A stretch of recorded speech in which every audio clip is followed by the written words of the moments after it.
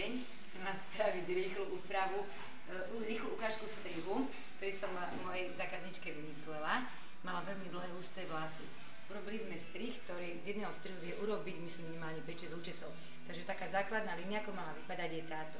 Ukážeme si strih, ktorý sme podstrihli. Podstrihnutá časť hlavy.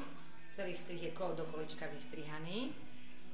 Ako vidíte, je veľmi variabilný s tým, že sa dá pretvárať do viacerých podôb. Takže prvá bola tá, ktorú sme vám ukázali, to je toto. Ďalšie pretvorenie. Zákaznička môže nosiť vlasy na jednu stranu,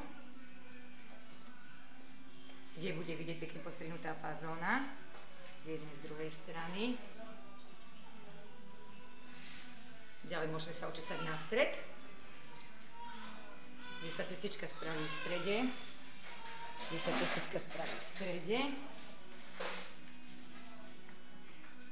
Bude to vyzerať ako klasické mikádo.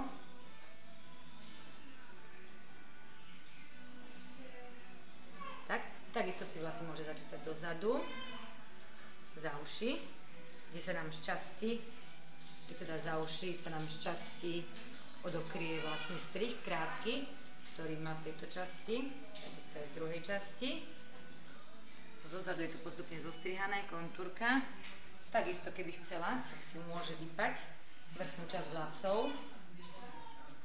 Urobiť si tu nejaký copík, ktorý vlastne robí takú ozdobu, keby vlasy padali.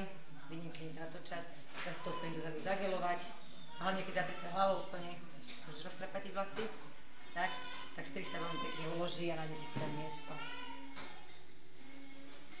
Máme takú jednu ešte súťaž pre vás.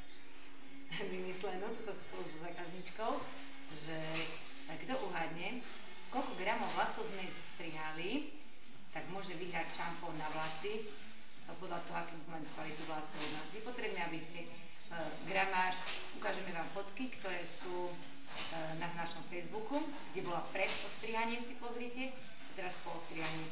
My sme si vlasy odvážili a vy nám len píšte, že koľko gramov vlasov si myslíte, že bolo ostrihaných.